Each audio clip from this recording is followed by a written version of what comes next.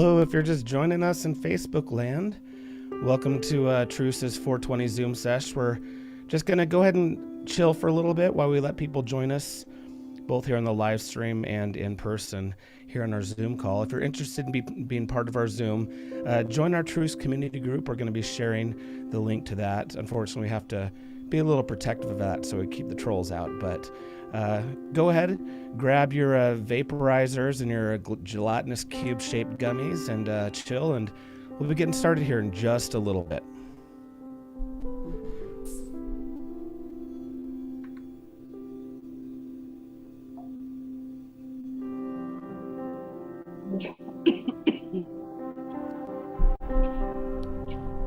Once again, we're getting this all shared out here to Facebook land here. So we'll give you a couple seconds to join us, but welcome to TRUCE's Thursday 420 Zoom sesh. We hope you're enjoying your cannabis products, legally acquired, of course, your gelatinous cube-shaped gummies, and your vaporizers. Make sure no flame to flame, because you know that's bad.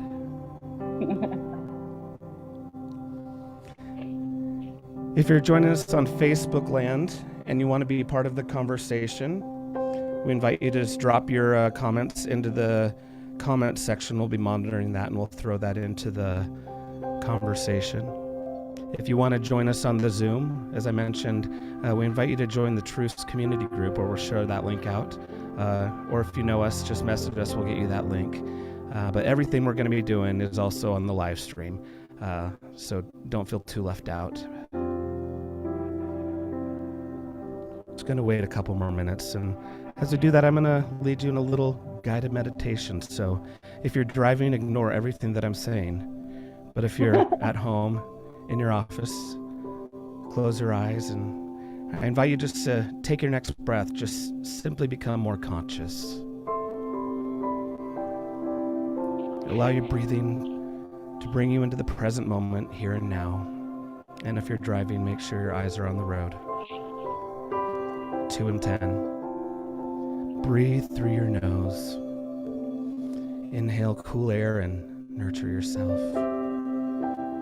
And exhale warm air and expel any tension and negative emotion. Feel your feet connecting you to the floor and the earth. And again, if you're driving, you better be paying attention to that pedal and the speed. Gently correct your posture by slowly lifting your chin till the top of your head radiates up towards the sky. Relax your shoulders down like ice melting in the hot spring. And feel your neck grow long. And just relax your forehead and your neck, and just notice your breathing and allow it to bring you into the present moment where you're safe, relaxed, and hopefully high. Quiet your mind and let your thoughts go by like leaves floating in a mountain stream as we come to the beginning of our 420 Zoom sesh. I want you to safely bring your attention back to the meeting. Take a deep breath and say yay. Welcome, everybody. That was a little different. Thank you. That was a little different intro than I'm accustomed to. So I appreciate that, Drew. Thank you. I kind of like it. Yeah. Kyle and any of the others that came in as that meditation was coming on, welcome. And today we have a very fun program. Welcome, Drew. Hey, how's it going? Going pretty good. Remember when we went on a tour a few months back? Oh my gosh, that was so much fun. It was. I really enjoyed it. I reached out to Dragonfly. I had been seeing their CEO in every single meeting I show up in when it comes to the state, and during the summer we had a group come together trying to talk about the Cannabis Commission and what that's going to look like. And I always see Hong everywhere. She's just everywhere, and she's just amazing. And I reached out to her and I said, I'd really love to get to know your company a little better. You guys seem very community oriented and very involved. And she connected me with their COO. And today we get to have him with us. And so Yes, I'm super excited to welcome Narith. Is that correct? Did I say that correct? That is Okay. correct. Narith. I'm so excited you came and Welcome, gave us welcome. more of your time. Thank you. We are going to dive in and learn a little more about you and your company, and I just want us to get to know who you are, who you are to our community. So if you wouldn't mind, tell us about yourself. Yeah, thank you guys so much. Honestly, I'm super honored and privileged to be here, and this is awesome to kind of come into this unique space and expect a guided meditation to enter in here. Man, I'm super relaxed. I was nervous before. I didn't know if I was going to be on the hot seat, but I really, really do thank you guys for welcoming me. Like I love being a part of things like this. Like at the end of the day, it's about connecting and engaging with your community, right? And for me, I'm a local homegrown boy. If you can't tell by my complexion, I'm a Utahn. I was born here, born and raised in West Valley City, Utah. My family came here in 1980. We were Cambodian refugees, so fled a war-torn country. And this was the only home my family's ever known. This state welcomed us with open arms and honestly really gave us an opportunity to live the American dream. And I'm forever grateful for what this community has done for me, for my family, given me and my community a safe space to be able to just be ourselves and quite frankly be refugees. And it's crazy to just think about that and think about just one generation, what my parents went through. I certainly feel for what's going on in Ukraine, because that's just a huge connection for me and what's going on with those communities and those people. So that's me. I'm a Utah boy. I grew up here. I graduated here. I went to Taylorsville High School. I graduated from the University of Utah. So I love everything about Utah, the good and the bad. So I mean, much like anybody else who's grown up here in Utah, I mean, you're no stranger to the unique culture that we have here, to the unique challenges and opportunities that we have here. I've certainly lost plenty of friends and family throughout my life here in Utah with, the challenges in our opiate epidemic. It's no secret here. In fact, what we index in the top in the nation between 2013 and 2018 when it comes to opioid related deaths, particularly in Carbon County. Not a lot of people know about that fun fact, and not super fun for people in Price. Is also a huge reason why Dragonfly is taking operations into Price, into that community, to really help people who have been suffering and are in need of alternative options out there that are just safer for them. So that's just a little bit about me growing up in here. I've always, been in Utah. I haven't always been a cannabis advocate. Much like many other people, I was a part of the DARE program, say no to drugs. I don't want my brain scrambled on things, right? And then obviously you go through your own journey in life and you start to dispel myths. You do your own research and you learn what works for you. But for me, what really propelled me into getting more involved in cannabis, because back in the day, I had plugs, I got my stuff. At one point I was a plug. I was hooking my friends and homies up because I didn't know this weird dude down the street, and I was like, I don't trust this person, hey, let's just share together, things like that, right? So it's just the natural progression of how people kind of go through their own journey, right? And now to be sitting here in front of you guys operating a legal cannabis business, it's pretty wild, right? I don't think I would have ever been able to say that to anybody. If you asked me, hey, Narith, what do you think you're going to be doing one day? You think you're going to come back to Utah and, start, growing cannabis in your community and being the #1 legal drug dealer in the state? Like all these things, I get these questions, and people who see me, they're like, what is going on? It really is wild. So, and obviously meeting, passionate people like you guys that are out there and advocating for the community, and you connect with like-minded people, and you realize that there's a lot of people out there that are fighting for the same thing and fighting for patient rights. So, and you guys are just really out there doing the good work. So I really appreciate you guys giving me a platform to even just talk about me. So.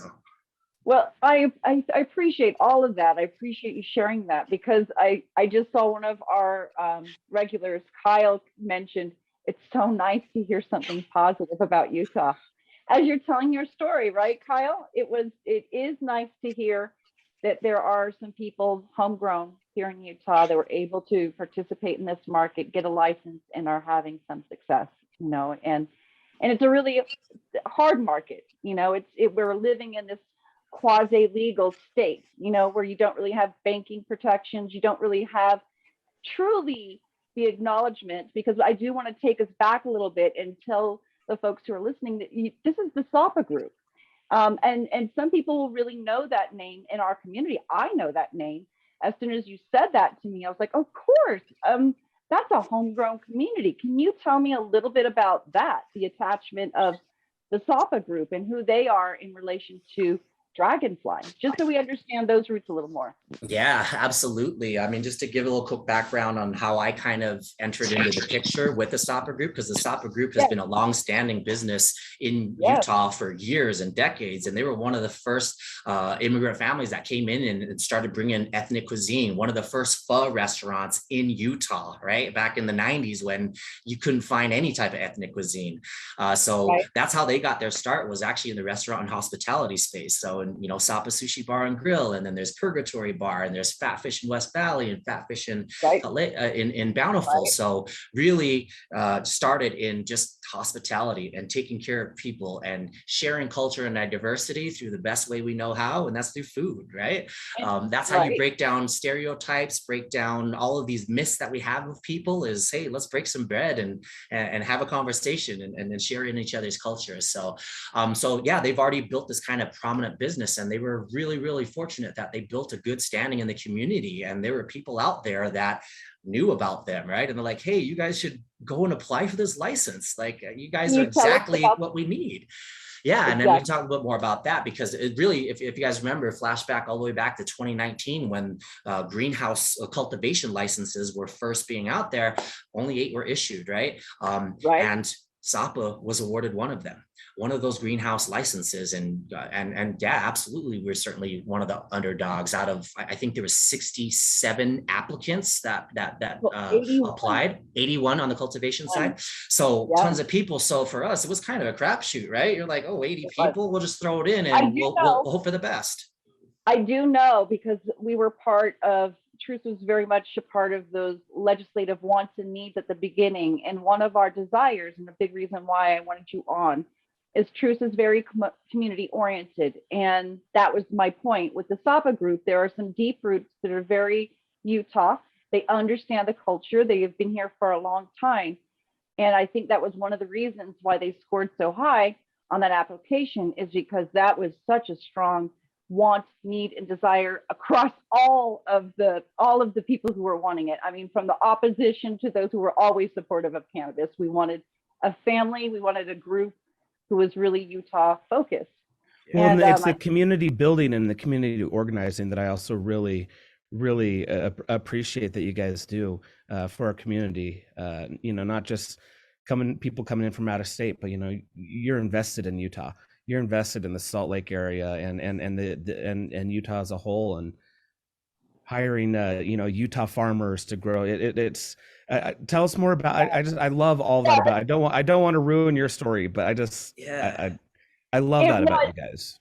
And so because this is something you really want good people in this space. You know, you can always build a skill. You know, you could always learn to be better at growing cannabis, better at extracting, better at doing.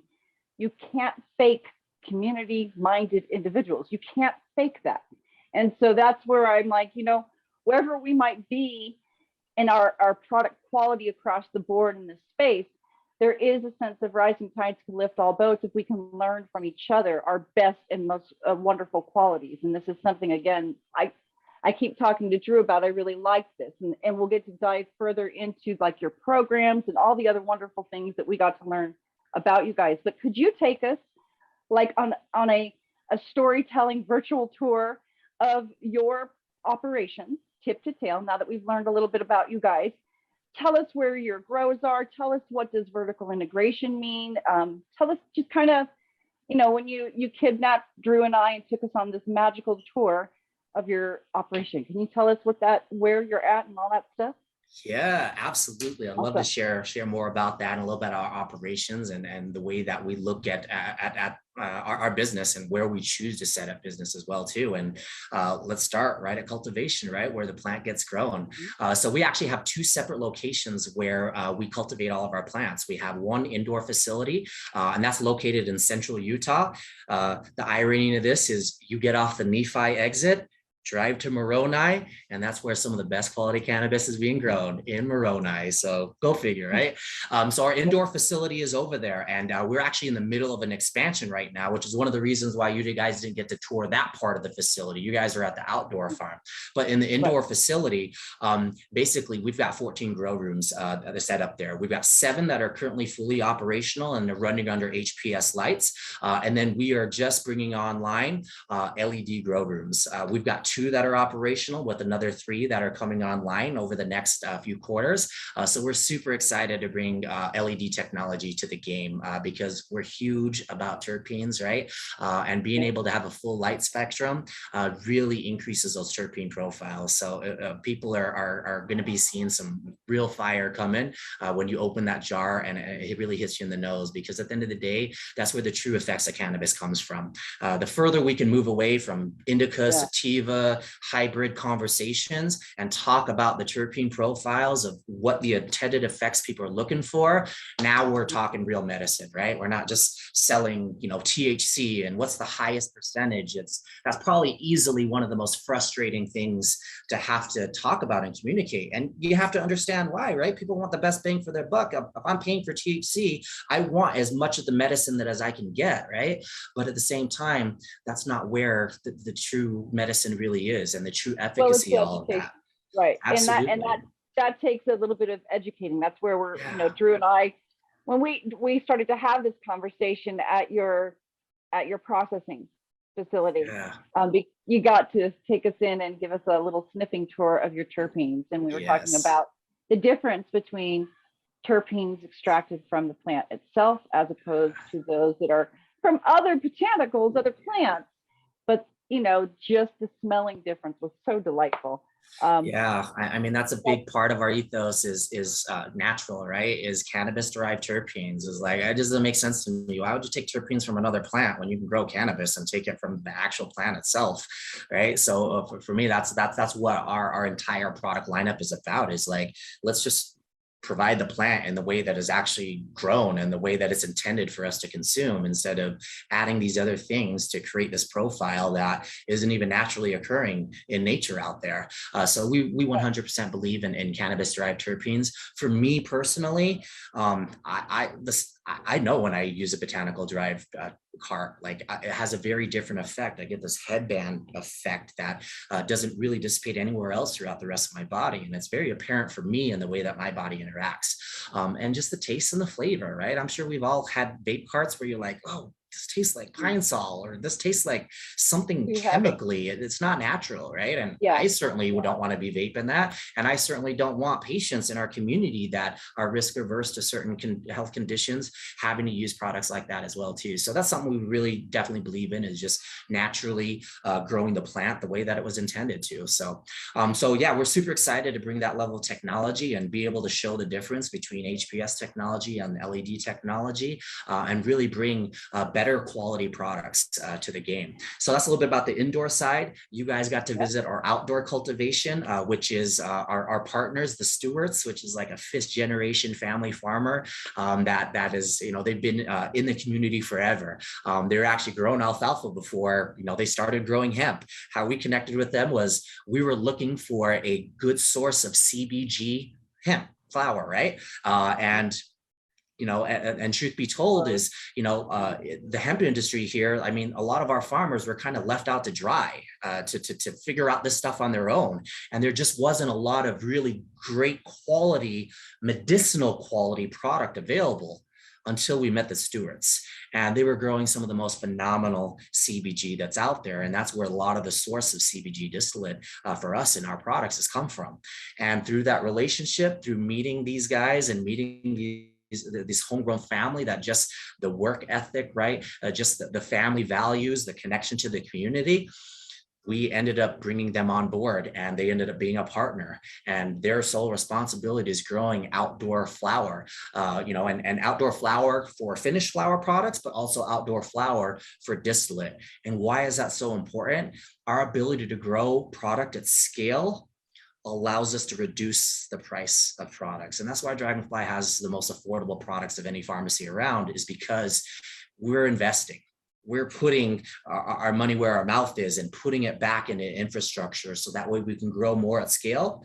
We can invest in automation equipment that lowers the cost of product, and ultimately that cost gets passed down to the patients. And anybody who's followed Dragonfly from its inception, all you've seen is our prices continue to climb down and products continue to get better. And that's our entire goal of what we're trying to accomplish here. So to be able to have, partners like that with that type of story behind them, man, that's what we're about, helping out our own local community and the people who have, made this community what it is. So that's our operations down in central Utah. And what we're going to be doing next year is we're definitely going to start opening up our facilities to the public. We're going to start doing tours. We're going to bring people down, show them through our hoop houses, throw them through our grow rooms. I'll tell you, if you've never been inside of a commercial grow facility, it's almost like, when you open that door and all the light hits you, it's like you're walking in through the gates of heaven for the first time, and the lights clear out, and all of a sudden you see all these beautiful plants dancing in the room, and it's a very surreal experience. And I think every patient should have an opportunity to see where their medicine is coming from. Well, that's precisely what Drew and I wanted to experience. We wanted to really have that, because it does change it for you. For so many of our patient advocates that are here who have advocated for years, it seems so abstract, the whole just say no, the dare thing. Many people have never seen marijuana. Like, they see the leaf, for, decades, that's what they see, but it's not been a very tangible situation. So like for Drew and I, who have been consuming cannabis for some time now, even us going into the hoop houses, you do get a little starry-eyed. You do get a little, and then it starts to sink into you, why on earth do we have prohibition? Why is this so demonized? As I'm looking at little ladybugs that are in your garden and I'm filming it, and I'm like, I can't believe this is illegal. This doesn't make sense to me. This is so crazy. And that's when I was like, we need to bring patients out here. When can we do tours? People need to see this. Anyway, I don't want to boil it down any more basic than this, but it's a plant. I mean, it's a plant. Like, what is all of this around us going on for this plant, right? That just grows in this earth that we've been blessed with. So, you sound like Zach King. Zach King is always saying on every single post, this is a plant. Well, Zach is my homeboy. Me and Zach, we need to share a bowl together. That's what we need to do. Zach, I'm going to hold your question if you don't mind, and let Narith get through the rest of this little presentation. Go ahead, Narith. Get us from growing to the next step in that process. So once you leave beautiful town of Moroni, right, and you can head right back into South Salt Lake City, where our manufacturing facility is at. And it's actually, I can promise you, the majority of our patients have driven past it without ever knowing it. It's really right off the I-15 frontage road, in between 33 and 3500 South. And it's just sitting right there off the freeway. So you guys will start to see some more signage and things like that next year, and being a little bit more prominent, because now our facility that you guys just got to walk through just got finished getting built out. So we've literally doubled our manufacturing facility, and you guys got to see a lot of the equipment that was in there. Now all that equipment is operational. It was just sitting in the rooms because we didn't get state approval yet. Now we have gummy packaging machines. We go from manually packing and putting 10 gummies into a machine to having something that produces 100 bags a minute. Cost and scale. That's all I got to say, right? Price just continues to be able to go down when we're able to continue to invest in these things. Other automated equipment that allows us to make gel encapsulation, equipment that allows us to package things faster, like all sorts of automation equipment that just improves the process. And think about this, right? Traditionally, the legacy cannabis market had zero access to this type of equipment that pretty much every modern regular business had access to. So Mhm. now this completely changes the game. Now that cannabis is becoming more mainstream, cannabis is getting access to banking and financing now, and you're seeing companies being able to grow and scale, right? But there's always double-edged sword to both It sides, is. right? It Right? is, and I'm going to try to slow things down so that I can kind of interject, because the point is to also help companies understand the patient experience of all of this. And I was really taken back by all of the stuff that you guys were doing, and all of it was a bit of a whirlwind, and you saw me get emotional in there, right? Because I'm sort of this purist. I am like all about, I'm a flower girl. I'm all about the plant, and I love the idea of growing it in my garden and using it in my kitchen. Like, that is my ultimate goal. That's where I want to see my journey with this go. And then I saw the commercializing, all the shiny equipment and all the stuff, and I got choked up. I just want to share with the audience, because I think it was an important part of where the cannabis space is going, and some of its roots, and that we don't have to lose some things that we truly do love about this plant. And I hope you don't mind. I'm not putting you on the hot spot. I'm just trying to share a patient experience. So I watched all of this. I watched you guys share some other amazing tech stuff that I don't want to expose. I hope you'll continue sharing what product development was going on. And I turned to you and I was just like, I feel like I'm losing the plant. I feel like I'm losing the plant. And your, is it your chemist? I Yes. forgot his name. Yeah, he's our director of R&D. Yeah, Taylor. Right. He saw my reaction, and he was nice, because he understood, because I'd shared with you guys, I heard all the horror stories of how the program came online, and I was so concerned about all these things. I came to you, I was very honest with, like, hey, these are the rumors, these are the things you've shared, you've said, yeah, there's some things there, but the quality is now improved. Here's where we are, here's where we're going. And then your friend there said, this is the beauty of the science meeting the plant, is that we get to refine some of this for patients who do want this type of product access, who aren't quite comfortable to the extent that you are to engage with the plant in that kind of raw state. And it gave me a sort of bigger view of where the cannabis life cycle is going for it. Because I do see people who are going to be like me, probably like Zach and a few others, who do want that homegrown experience. And there's going to be a lot of patients who come to TRUCE and are part of our community who are never going to be quite that comfortable with that kind of experience, or comfortable with even buying flower to use as a product. It is going to have to look like a pressed pill, or something they can squeeze into a drink, or honey, or it's going to need to look like some of these products.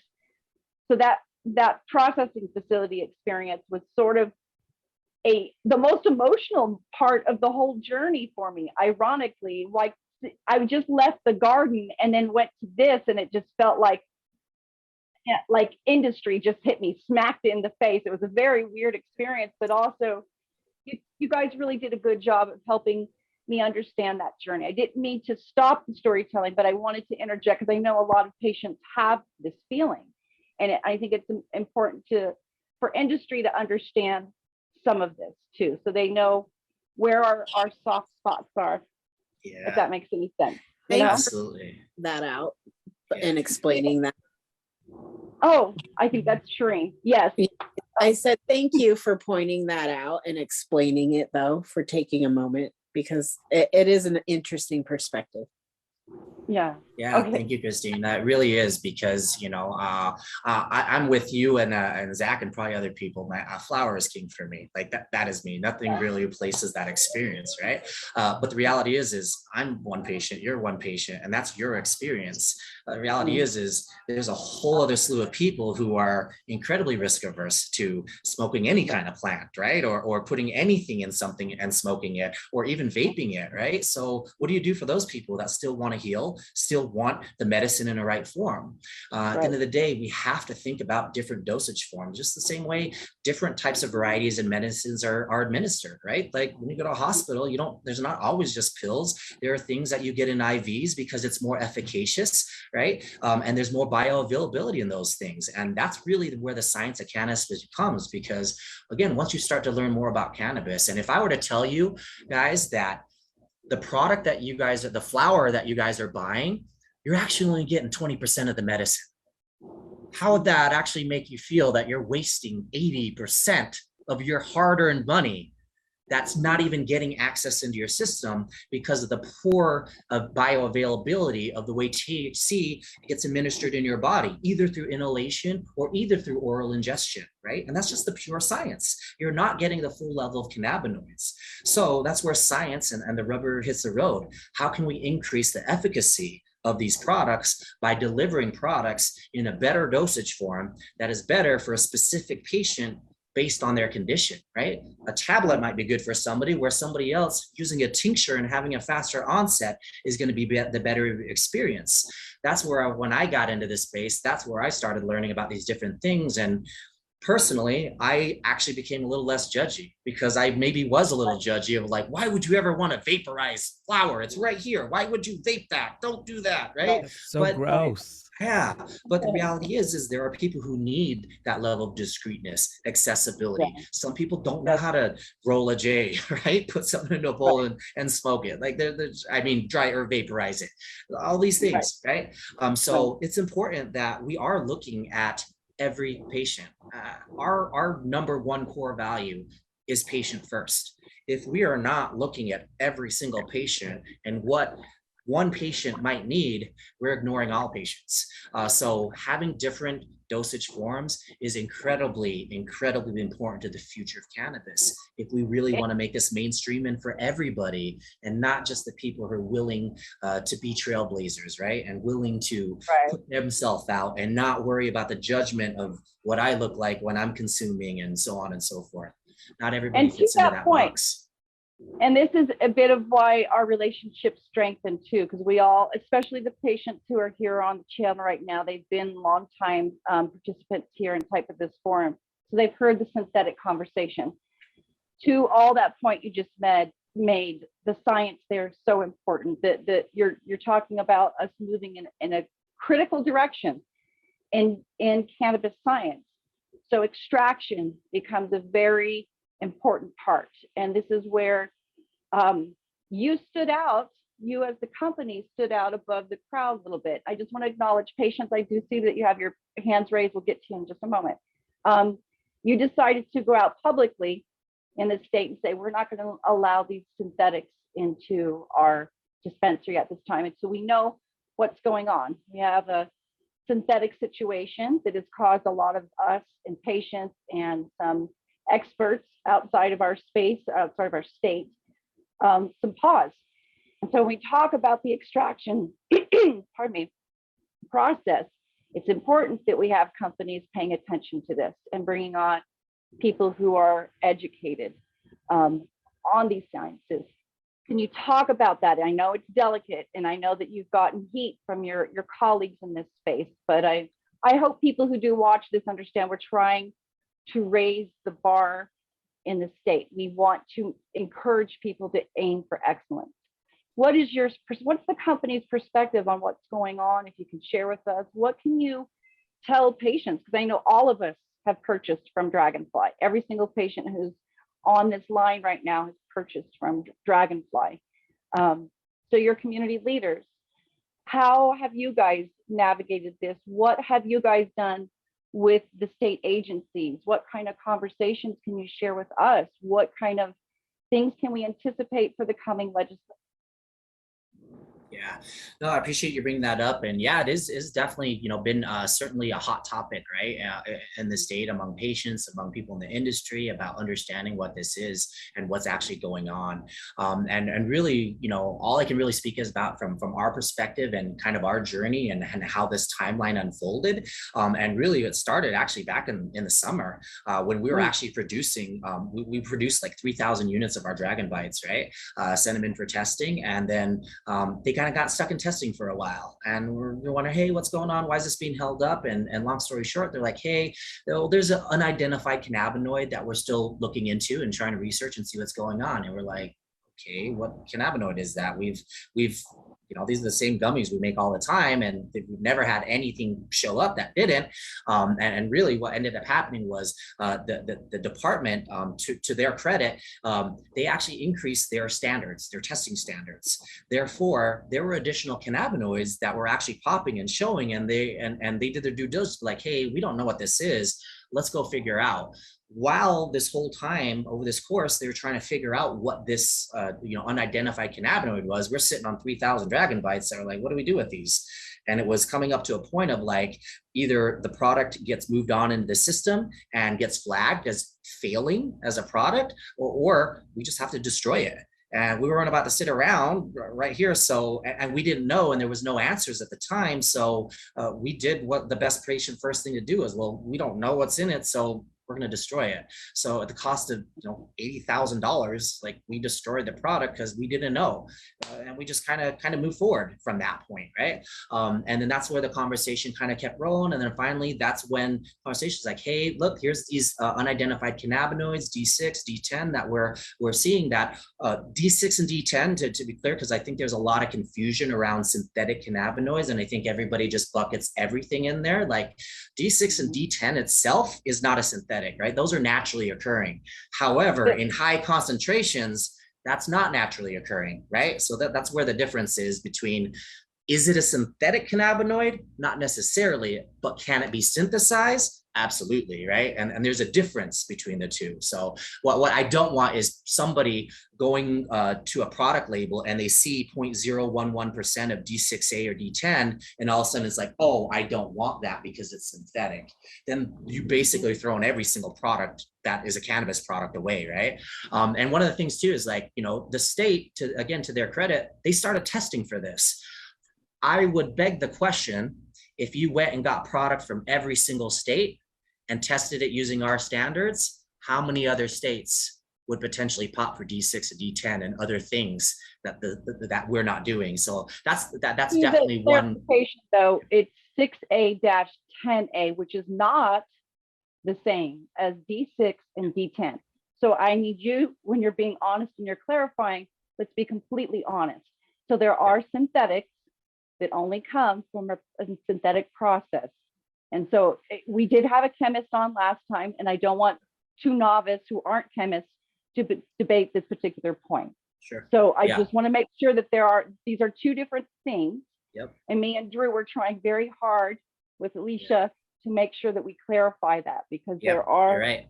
Yeah, 6A and 10A is different than D6 and D10 for sure, right? And even D8, right? D8 in of itself isn't synthetic, but in high concentrations, naturally occurring, that is not. That's synthesized to get to those levels, right? Synthesized products. These are synthesized products, which meaning that without intervention, they wouldn't have existed. So they have been processed and synthesized in the manner to create them.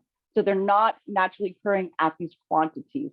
It is important. Language is super important in this conversation.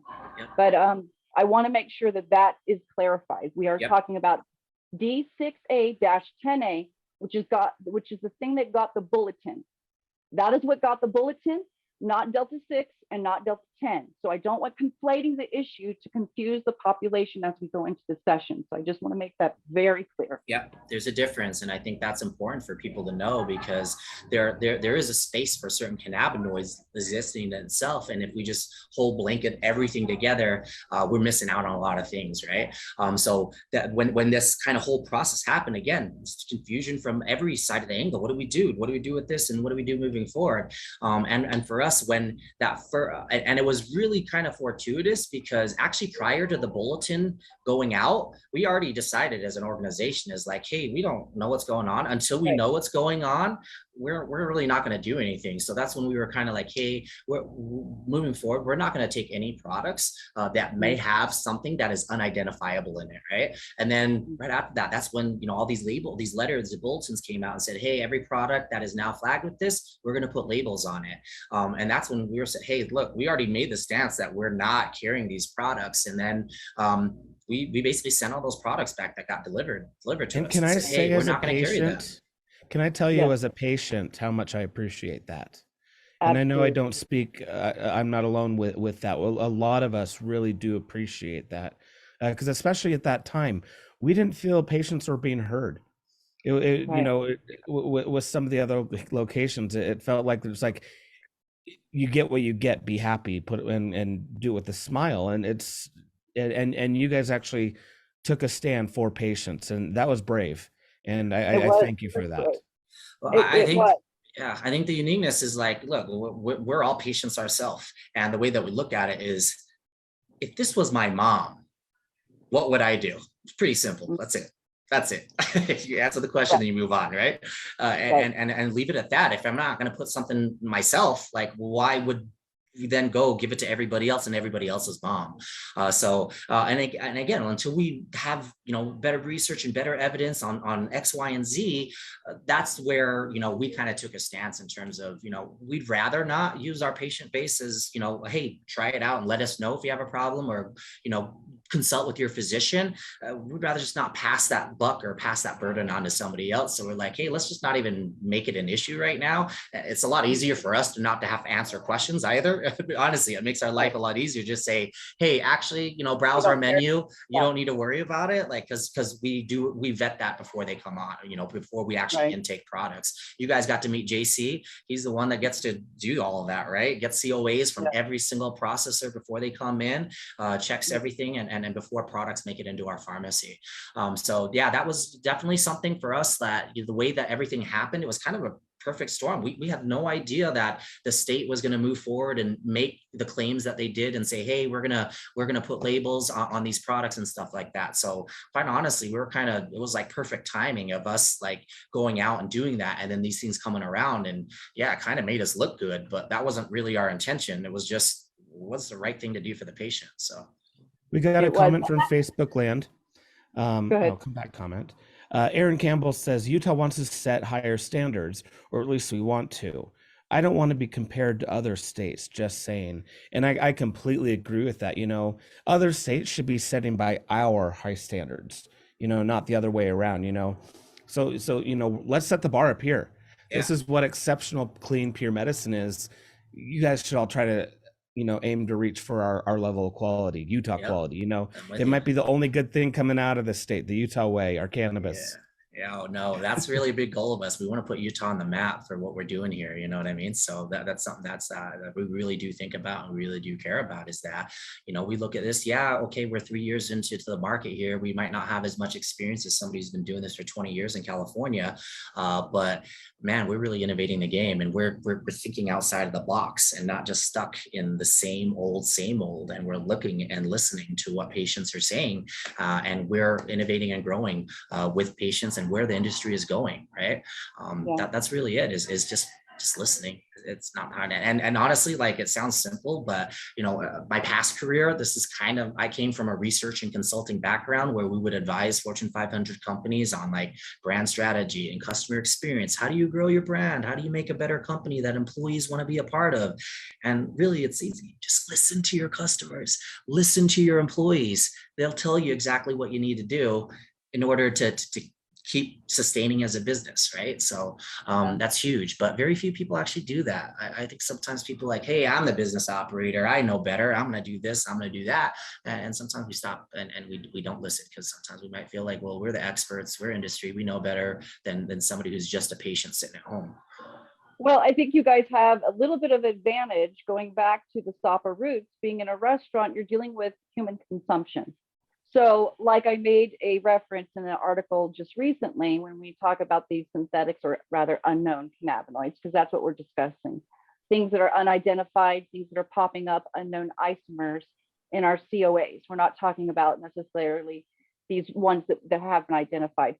You wouldn't want 10% fecal matter in your food, nor would you want that in your cannabis medicine. So you can appreciate from a very profound level at the level of excellence that is required when you're dealing with human consumption. And so I think that's why for you guys, you made the decision, and it made sense to you, because if you had tainted meat, you would not wait and figure out how you feel about it. You would, no, we're not serving that. And this is the same sort of principle. No, we're not experimenting on the patient population. And that's where I think a lot of patients are upset was, you guys did the product, you grew the product, you manufactured it, you sent it to testing, you went to the people who are supposed to make that decision and give you some clearer guidance. And I just felt like there hasn't been some clear guidance on this situation. This situation is unique for Utah. We haven't seen that. I know that I have one of my friends on the line, Richard from California, who's been in the cannabis space for a good number of years in the retail. And what's happening in Utah is unique, not synthetics. Synthetics is not unique. We have seen that across the country in every single state. That is very true. And I don't want it to sound like we're the only state that has any of these THC hemp analog type of situation, because that's not the case. But it is a very honorable thing that you guys did. And I think people don't quite understand that you came from a very natural space in making that decision. I mean, restaurateurs, how do you say that? Restaurateurs? Yeah. Understand quality needs to be there, and raising that level is expected and needed. So I appreciate that.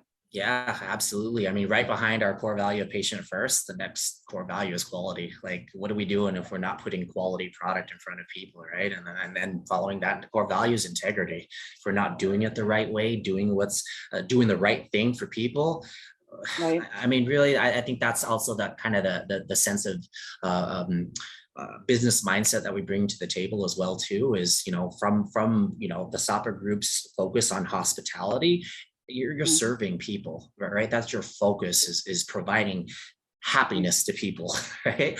So if we're not serving people in the right way, then really what are we doing as business operators? And we really do believe, as businesses, we do have a moral and social responsibility to take care of our community, not to take from our community. And I think if there were more business, leaders and business entrepreneurs who really went in with that focus, and not, I'm going into business to make money, I'm actually going into business to provide a service and to make something better, whether it's a product or a service that we provide to people. When you do that, the money will eventually come. Doing the right thing has never turned out wrong.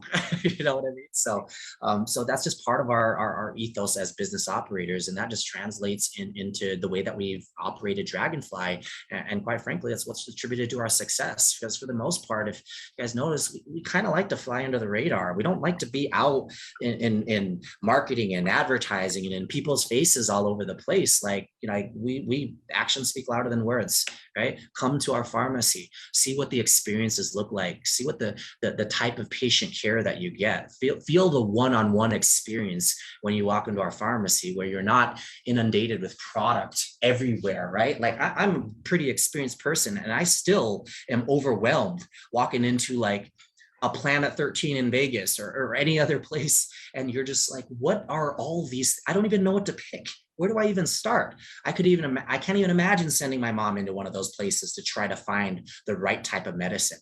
It's really intimidating to walk into a pharmacy for your first time, so all these things matter to us. So how do we create a really warm, inviting experience where you feel safe to be able to talk about things? You have a one-on-one experience, and a wellness associate asking you, hey, what can we help you with? Not, what do you want to buy? What are you looking for? Right? Like, I hate it when I get approached like that. Like, I'm being sold to. Like, you didn't even ask me what I'm even in here for. You're just trying to sell me product.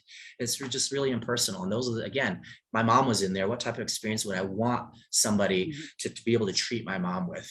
So those are the points of difference that we really focus on. And it does just really just come back to just our roots as business operators and entrepreneurs. Mm-hmm. Thank you so much.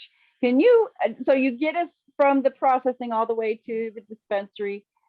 When we were at your dispensary, you introduced me to your community outreach coordinator. I forgot her name. Feliciana Dye. She is off today. It's her one day off, so I felt terrible asking her to come on her day off. So I'll try to do the best I can to share some of the community initiatives that she's responsible for. Yes, because I know that I had read an article, and I know that you guys donated quite a bit of funds for the subsidy program. Shireen is on the line too. You guys do a lot to try to give back. There's a lot of criticisms. People have criticisms for every company, but I really appreciate that you have gone out of your way to give back to the community. You have the subsidy program, you have a point system I would love for you to kind of talk about. And then another nonprofit that I'm associated with was an Unsheltered Utah. And I know that you guys do some community outreach for the women's shelter that's across the street from you guys. And I would love for you to just touch on a few of those things.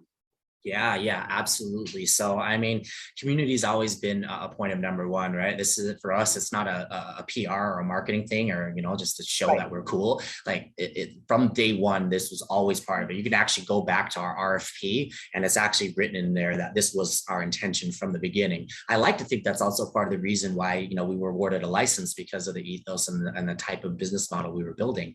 But from day one, that we've always set aside proceeds to be able to help patients in need. Look, we understand that it's still a you know, federally legal drug, and most insurances don't cover the cost of this medicine. So most people are coming out of pocket. Great if you've, you know, got great income and money coming in. Pretty tough if you're not, right? If you're on disability, or if you're, you know, dealing with any conditions that you're not able to work. All of these things, that there are people that are out there in need that can't use their Medicare and Medicaid to be able to purchase their medicine, and that's terrible. That you can use Medicare and Medicaid to go buy opiates and Xanax and all these things, but you can't use it to get cannabis. But those are things we're obviously working towards at a legislative level to be able to change and reschedule cannabis. But yeah, patient subsidy program has been something that we've always supported from the beginning, and really trying to place patients who are experience the most financial hardships, and people who are terminally ill and facing that end of life are trying to give people that just an opportunity to have a quality of life and not have to choose between paying the rent or having medicine. And feeling good and being present for my family, right? So subsidy programs always been a huge point, but you know, the other side of it is anybody who's been to Dragonfly, you know that our location is right in downtown Salt Lake City, and directly across the street from us is the Gerald E. King Women's Resource Center. They are our neighbors. The unsheltered community are our neighbors. They will always be around, and I think rather than taking the approach that I'd say most businesses do of like, hey, can we just move them somewhere else so it doesn't become a problem for us? We actually reach out and engage. So every Wednesday morning, we have a program called Rise and Revive at 9 a.m., where we encourage patients in the community to come out and support in a community block cleanup. Our associates participate in this cleanup every single week. The women in the resource center participate in this event. And what we do is we actually provide stipends to them, where we give them gift cards for participating in this cleanup. And what that does is it really gives them a sense of dignity to be able to come back, earn something, right? Come and volunteer for an hour, actually earn something, and then they can take that gift card, go to Smith's and purchase items that they need for themselves. It's actually one of the programs that the Women's Center looks forward to the most, because it really does give that sense of pride and dignity that I earned something and I'm getting back on my feet and being able to do something, rather than just, you know, pushing people around and making it somebody else's problem. You're either part of the problem or you're part of the solution. You get to pick, right? So that's a program that we've been doing from day one. And there's a reason why 7 South and State is the cleanest block in downtown Salt Lake City, because we clean it up all the time. It's our block. This is our community, right? And we do it together. So that's something we obviously highly encourage people to come out. We give loyalty points to any patients who come out. Sometimes we have special deals, get some edibles for participating, get, you know, something. So that way, you know, it's our thanks for showing up for your community and showing up for your neighbors. So that's this one program that's, you know, 3 years in the making and continue to happen, continue to grow. So we, you know, encourage our other partners. Once a year, we do a Spruce Up State Street, where we invite all of our local business partners on the block as well. We do have a big block party. They bring up their team and their staff, and we all kind of do it together. And it's just a real fun community type of event. So that's just one example of one of our community programs. We've done glass recycling programs from day one. We've allowed people to accumulate additional points from day one. Even in the first year, when we didn't even have a loyalty program, we were tracking everybody's points. So even if you're a patient that shopped with us in 2021 and you haven't shopped with us since, you've got a point balance that's just sitting in there because we kept all of that from the beginning, right? So, and with that point balance, like it's just a way for us to for sharing the love, right? As people are purchasing their medicine from us, they can accrue points and earn points, and it unlocks secret rewards and secret incentives and things like that, where you can earn products, right? Products that you're purchasing. So that way, it's a way for you to just reduce the overall cost and burden of money that you're spending, and it's a way for you to be able to earn some products back and get some other fun little perks and stuff like that. And there are some secret incentives that have yet to be announced, yet to be unlocked. But I can tell you one of those things in the future is definitely going to be a VIP limousine farm to table type of experience, where a very select few of people will get to get a private tour down to the farms, down to the facility. Maybe you get to consume on the ride on your way over, but it's going to be a really cool immersive experience that people will get to participate in. So we've done that recycling program since day one, right? And just the offset of the glass that gets to be able to be recycled. In addition to that, sorry, was that? Can you share that a little bit of that?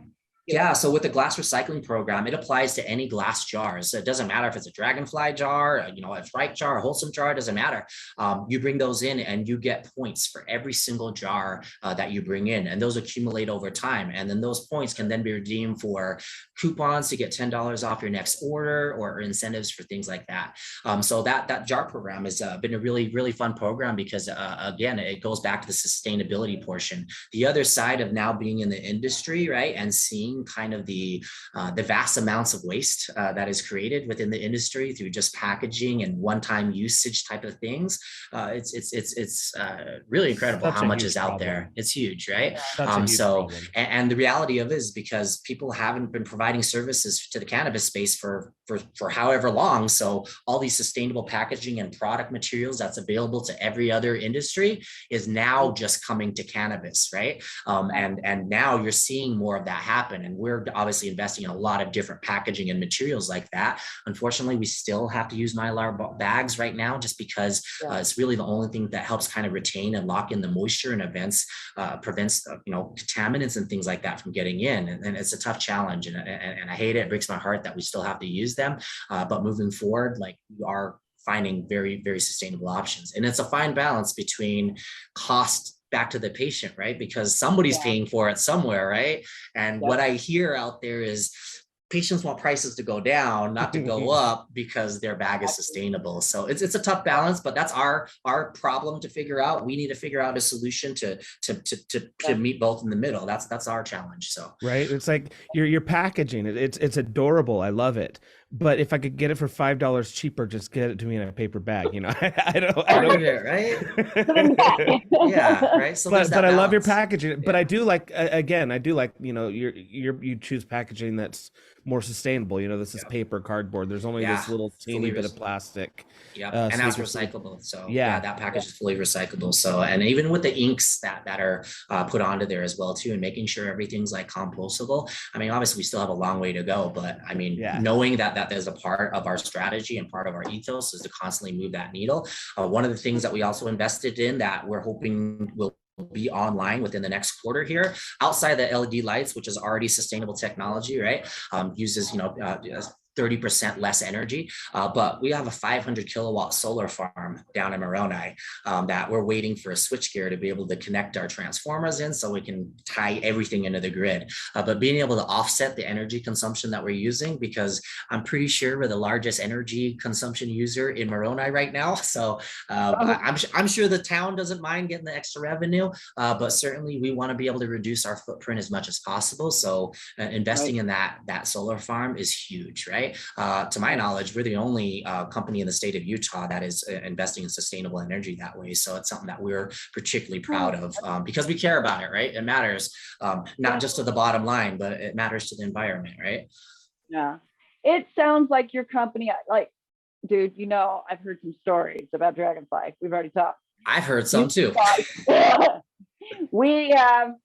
I've seen in the progression of what you guys are trying to do to come from an unsupported situation. It was a very rough start in this state. It was like, we can just say it was shady. in the state and where we are going. Utah doing shady things? But where we're going is Nah. when we see community leaders like yourself who are saying, hey, we're going to set the standard. We're aiming for this. And we get that feeling and that sense that rising tide lifts all boats. Right now, it looks like, the patient's group is shooting off shots across the bow at some companies, but it's not unreasonable for us to expect in a limited license market for these valuable licenses to have a level of excellence. They need to be performing at the level of their RFP. That's how they won their license. And so I don't think it's bad that you spoke out. I appreciate that you have. I know that it does put your neck on the chopping block because we all have a past, not any company in this state has been 100% perfect from start to finish right now. The point is when we bump up against an issue, do you take the moment and the time to make the ethical decision? And that's what you did right here. And that's what I think we need to applaud, is that an ethical decision was made. Until we can get standards, this is where we need to go. So it was a wonderful sharing. I loved it so much. I want to give our patients some time to engage with you. Do you have? Yeah, I was going to hop in. If you had questions, please throw up your hand now and we'll take them in the order that they pop up. Yes, because I know I kept you. Are you still able to be with us? Oh, no, I'm good. I'm committed. I'm committed here, awesome. guys. Sometimes I love this it's stuff. A good show. Sometimes when it's a good show, we just kind of keep going until Drew's like, all right, enough. We got to go. I'll tell you what. Yes. That's funny. Did I lose him? No, I think he froze. I had a nap for that once during the Zoom pandemic where it actually hit a trigger button that would completely ground down bandwidth so you could fake a timeout as a way to excuse yourself from a Zoom call. Has anyone else done that before? We'll give them a little bit. I've only ever used Zoom in a purely professional format in work related, and I would never ever even consider something like that. Yeah, it was brilliant for when you need to escape. So we'll give him a second for bandwidth to catch up.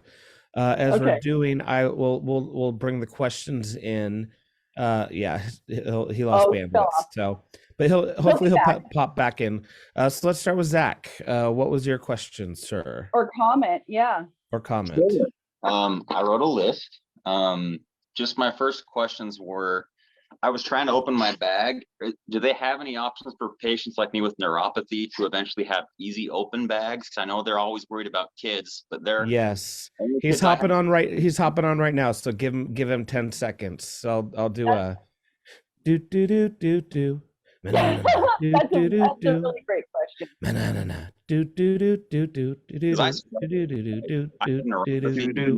a strong lad, but my fingers, I have a really hard time a lot of the time. I do too. With my MS, oh my gosh, I can barely open them. Welcome back. Sorry, guys, my internet literally cut out. That probably seemed like I just dipped out, right? It was like, it was perfect timing. No questions. So I'll fill you in where we are so far. First of all, I talked about how you probably have that app where you can trigger a bandwidth delay as the way to excuse yourself out of Zoom meetings. But so Zach had a question about packaging. And those with neuropathy. And I know I have that issue.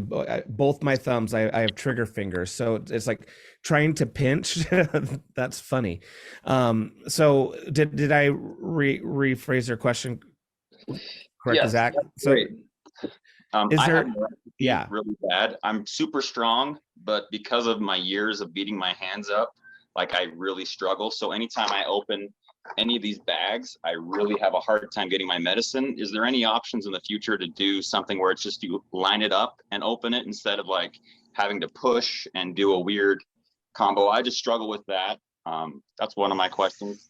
Yeah, I know for me, I actually have to cut off the Ziploc part for their gummies and then just put it in another Ziploc bag that I can easily open so they stay fresh.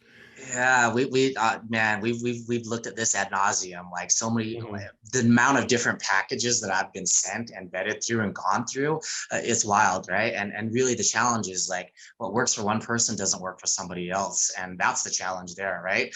Is like, okay, do we make a gummy bag that has 3 different types of ways to open it, and you buy the type that's so that's the hard challenge that we have, Yeah. right? And I hate to saying it out loud, but we have to kind of pick the one that works the most for the most amount of people, and that leaves people like Zach trying to figure out, how the hell do I open this damn bag? Do I gotta cut this? Do I need a machine? Like, it's tough, right?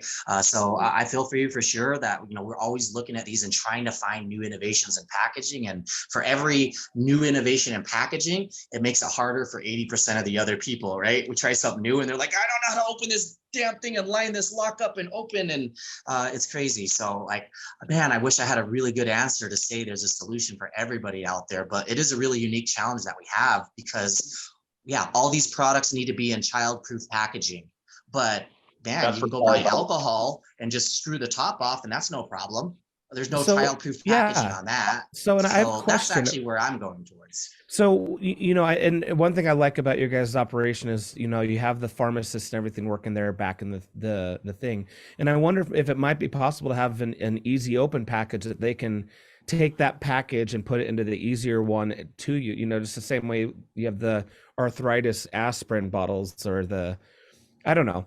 But yeah, I know it's an issue with a lot of with all products is sometimes it's I can't remember whose package it was, but it's gummies that came like in a twisty container that like had some cross that you had to line up, and it had to be at a certain angle, and it was like one of those like puzzle boxes from like Foundations, you know, that Isaac Asimov thing where like you have to know the certain combination to turn it to get it to open up. Like I literally just got a knife in there and I jabbed that thing open at some point because I'm like, I can't, but I need the medicine. Yeah, So, yeah. So it's tough. It's tough to yeah. find a solution that works for everybody out there, but that's a unique challenge that we have. But really, I think, you know, if I were to have to give an answer, my answer would be, what's with the over-regulation in packaging? It doesn't seem like it's common sense rules to me. Is like, okay, you got to have a vape card in a child-proof container, but then the second you take your vape card out, it's not child-proof. It's Exactly. on your battery. So I think it comes down to more common sense rules and regulations, and not forcing it onto industry to figure out how do you make something happen that people aren't even really asking for. Yeah. Agreed. That is a better question. Thank you so much. A couple of questions. I think, oh, you do have more? Please. Just a Yeah, couple. I just wondered if we will ever see ounces from Dragonfly for flower, as well as hashish or live resin or live rosin. All of the above, Zach. All of the above, for sure. You're actually going to start seeing ounce bags this month. You guys are going to see some Pineapple Express. Maybe I'm not supposed to tell you that. You might see some Blue Dream coming in 1 ounce bags as well too. So know that this stuff is coming for sure. Really, our biggest challenge, right, is growing enough quantity for everybody. And it's kind of a crappy way to say it, but yeah, you put things into 1 ounce bags, it makes it harder for the next person in line to be able to get access to it. So that was really important for us, is more, how do we make sure everybody has access, and now we can focus on specific needs, because the reality is not everybody needs an ounce, right, in a month. Most people actually only come back and buy maybe 3.5 to 7 grams a month is kind of the average consumption, right? And then you have your select people who are like, I'm going to need that zip for sure. But that's one of the cool things we're excited about, because man, when you're buying zips on the street for $240, right? And you can come into a pharmacy for $200 and you know it's full panel testing, it's safer than the products in the grocery store. There's no solvents, there's no residuals. For somebody who has had to rely on a plug before, like, as much as I trusted my plug and he always had the best fire, he never knew where it was coming from. He never knew what was in it, how it was grown, what nutrients were used. And the reality is most of the products out there are, used with pesticides and things like that. So products in the illicit market, you just don't know. It's a crapshoot, right? And it goes back, like, you wanna spend $200 on the street on something that you don't even know where it came from or what truck it fell off of, or $200 to buy something from a legal pharmacy with clear COAs and clear SOPs and practices on how to deliver clean, safe medicine. Yeah, That's how I live resin parts coming soon too. Yeah. why we've always s- preached patients should know where their medicine is coming from. And that's yeah. why we fought so long for a market to exist, so that we did have a better understanding of seed to sale. What were you going to say, Drew? Well, and I was going to say, as we're bringing up Kristen for her question, you mentioned pesticides. One of the things that I loved when I went on the tour was all the ladybugs and praying mantises and natural forms of pest control as opposed to pesticide. And that was something that I really appreciated as a natural gardener myself. So We love the Yeah. ladybugs. Ladybugs are our friends. they are. Yep. Go ahead, Hey, Kristen. Hey, thank you. Hey, I just plug to Dragonfly. I think it's awesome. I have a.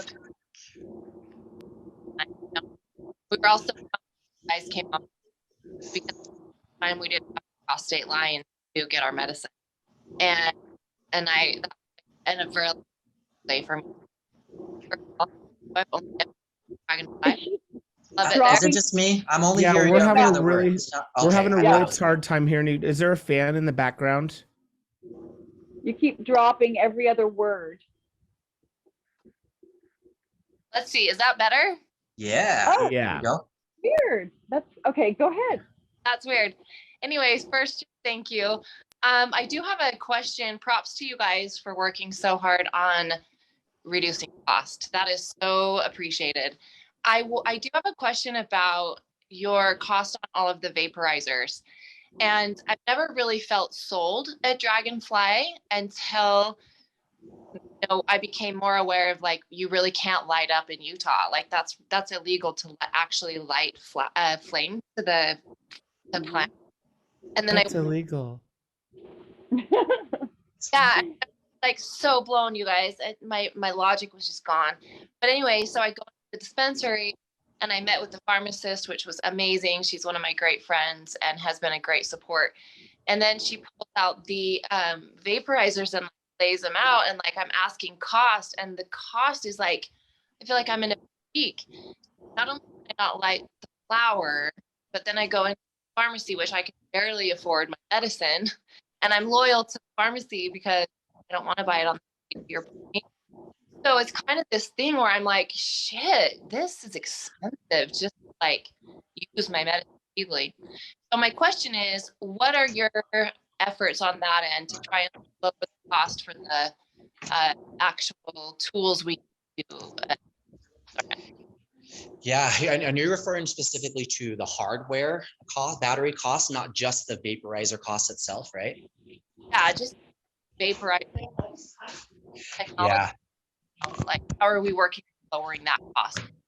Yeah, I think it comes back down to innovation, right? You kind of go back to like, hey, like five years ago, outside of a volcano, nobody's really using a dry herb vaporizer, right? So only just now, over the last few years, are people coming on board and making things. And just like any other industry, the more you make something, the cheaper it gets. So we're already seeing device prices start to come down. And we're finding some devices out there on the market that we can get down as low as $35 to $40 for them. But at the same time, you kind of get what you pay for, right? It's something that you buy for $35, $40 might only last you 6 months. And then you're going to buy something else again for $35, $40. So it is a challenge for sure. But that's where for us, because as Dragonfly, we're not hardware producers. We do have to rely on partners, and we do work with partners and manufacturers. We actually develop our own devices. Like if you've seen the Dragonfly Nova battery, that's actually a proprietary device that we've developed with a partner.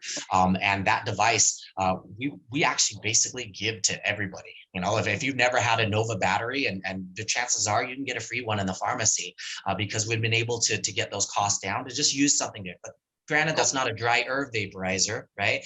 But there are areas to continue to invest in. So that is something that we are constantly working towards, is just finding better and better and more affordable devices that are out there. But sometimes we got to take matters in our own hands and develop our own devices. So, but we do recognize it's a challenge, and especially here in Utah, where people do want to comply, right, and be legal. And to be honest, I actually really enjoy using dry herb vaporizers, especially when I'm really trying to taste the flavors, taste the terpenes, all the different, aromas and stuff. Like you can't beat it, right? You just don't get the same taste and pick up on the notes when you're smoking a J or anything else like that. So Yeah, exactly.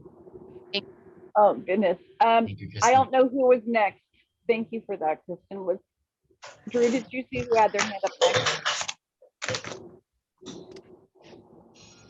Oh, you're muted, Drew. I was muted.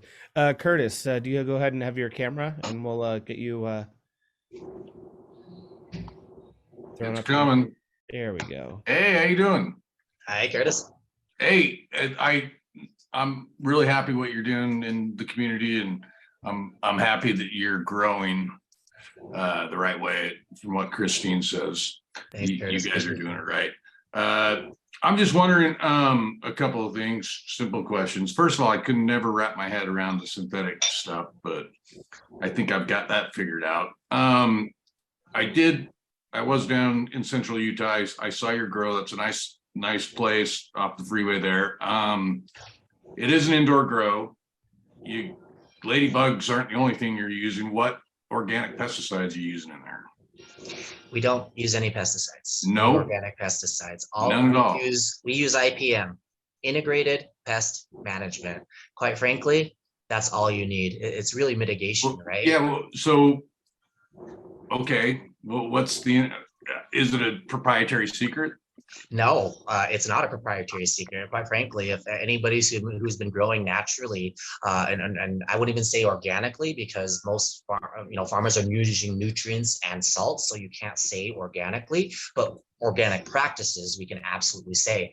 But integrated pest management is the only thing that we use indoor and outdoor in our plants. And outside of the nutrients that we feed to them, which a lot of them are like salt-based, potassium and nitrogen-based, those are the only things, right? Because so what is your median? Is it a liquid nutrient and just soil, or what? I'm a grower, yeah. so I'm not. Cocoa core. Yeah, we use cocoa core in our indoor mediums. So that's what's used, and yeah, it's liquid nutrients. We have fertigation systems where it's basically an entire system, a feed system that mixes the different nutrients in, and it feeds it in through our system, and it feeds each plant to make sure every single plant gets the exact same nutrients. So it's a liquid nutrient. Okay. Yep. Okay. Cool. Yeah. Like I said, I'm really impressed with what you guys are doing. I had one more question. Nutrients. Oh, when you guys do expand on your extraction, are you thinking about a CO2 machine?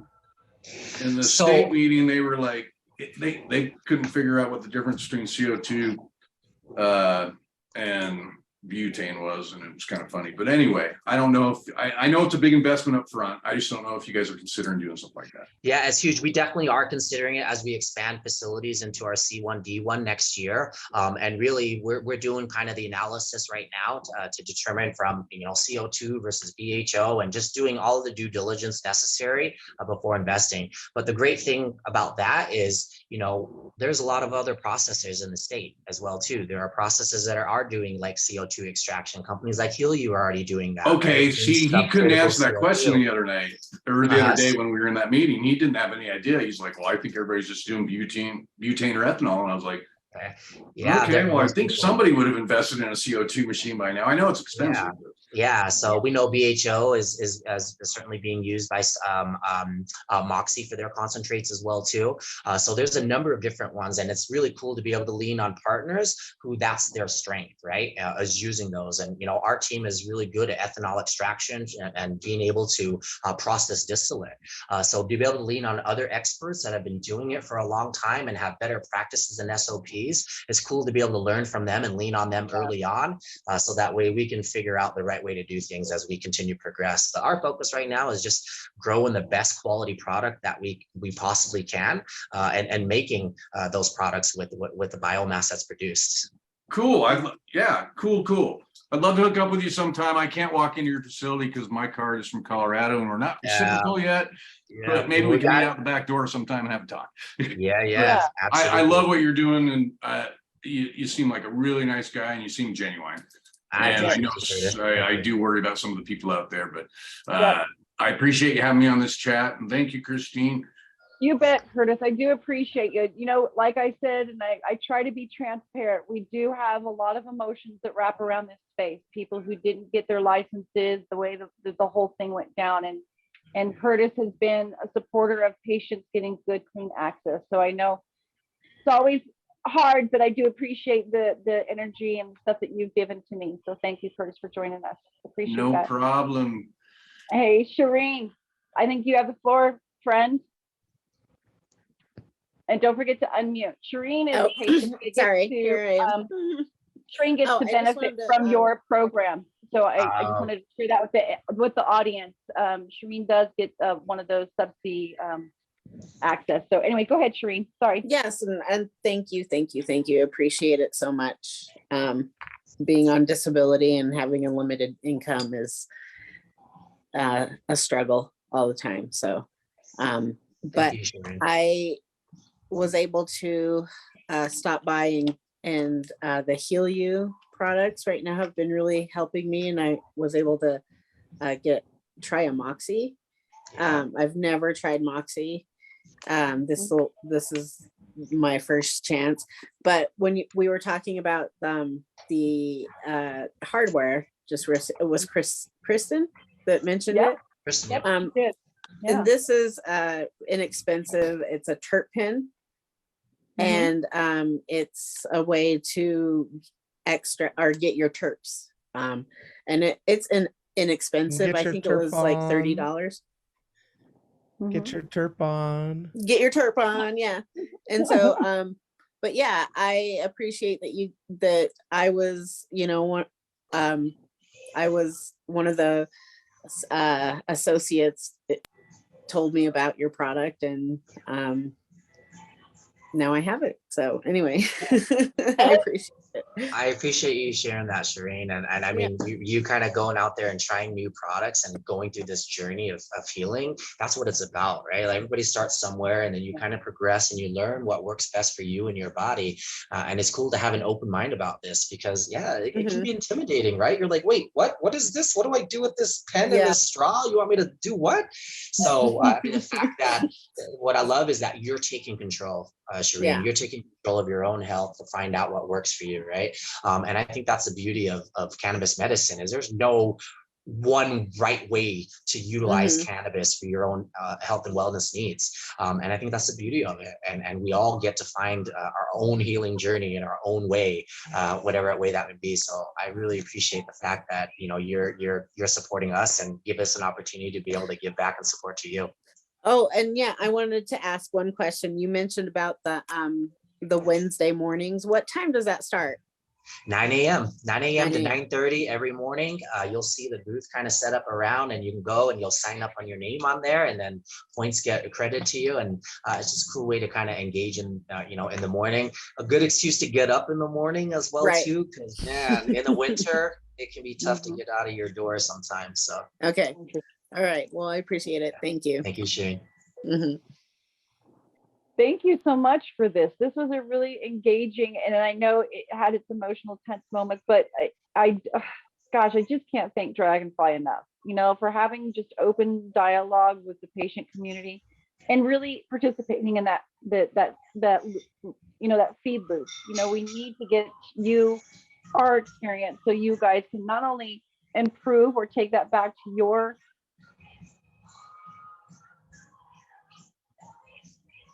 also to the legislators, because you have that ability to say, look, patients are getting glitched up here. It makes it hard for us here.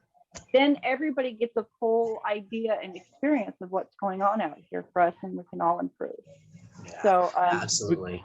So we got one last question from Beth. Any chance we'll see any other cultivars coming from Dragonfly that grow with more CBC or THCV? So Charlie Bravo Charlie and THCV Victor. Yeah, no, I appreciate that question. And man, minor cannabinoid profiles are really, really, really tough to find in flower, right? Because, you know, CBC and TCV aren't naturally occurring in a lot of cultivars that are out there. So really what the process that's happening out there in the industry is really people are kind of crossbreeding, right? They're trying to connect different strains with other ones to be able to create these profiles. But that's really tough. I mean, short answer is no, there's very few strains out there that are high enough in CBC and THCV that you would get it from a flower alone. So that's where you're starting to see other products come on board where you are able to isolate cannabinoids and offer them at a higher concentration than what you would normally find in a naturally occurring plant. So the short answer is there's still very, very few cultivars that are out there. If the audience has some to suggest to us and say, hey, what about these ones? I've been looking at these ones. Feel free to send those suggestions in and stuff like that. But most of those minor cannabinoids occur at such small, minute levels. It's really tough to find cultivars out there. You can find cultivars high in CBG, high in CBD. It's tough to find some of those other ones. So. Well, thank you for that. Was there anything else out there, Drew? That's all I'm seeing. Zach says he loves some Team Green Avenger genetics as well as Landgrace genetics. Crypto Care would be something special too. So yeah, we got a lot of love for a lot of stuff you're doing, and yeah. And I think we've definitely gone over our normal hour. But it's been a really interesting and great conversation. It's been awesome. Thank you. It really has been great. Let's throw in the gallery so everyone could come say hi and bye. But no, thank you for all you do for our community, and for your desire to produce great, clean product. As patients, we definitely appreciate that. So thank you so much. I appreciate thanks for staying late. Yeah. Get and home. we appreciate you guys. In all honesty, like we need advocates and passionate people like you guys holding people accountable. Otherwise, if you guys aren't doing it, people are just gonna do whatever they want to do, right? So this is part of the loop. This is part of what a community is about, a constant feedback loop. So I'm honored to be able to be a part of this loop with you guys, and I hope continue to have that opportunity in the future. So thank you so much, everybody. Thank you. Thank you. And before everyone takes off, a couple important things. You know, we are now on YouTube. So if you're on YouTube, please follow and subscribe TRUCE Utah. We're also on Facebook if you're watching the stream, Instagram. Follow our social media feeds. Interact with us. If you want to become a patient advocate, reach out to us. We're looking for patients to get involved and to learn how to speak for themselves and those in the community. Because really, we're here. We have a program today because of patient advocates and patient advocates like you. You know, they said it was going to take over a decade to get medical cannabis to Utah. We did it in 4 years. And we only did that because of patient advocates like you. So remember that. But please subscribe, if you do Amazon Smiles, pick TRUCE as your donation. Yes. Did I miss anything? We're always taking donations. Yes, think of us during this holiday season. We do all of this on volunteer work. All of it is. So yes, thank you, Drew, for plugging that. So yeah, thanks everyone. Thanks everybody. Have a wonderful weekend. Great weekend. Bye everyone. See you guys. Have a good night, guys. Good night.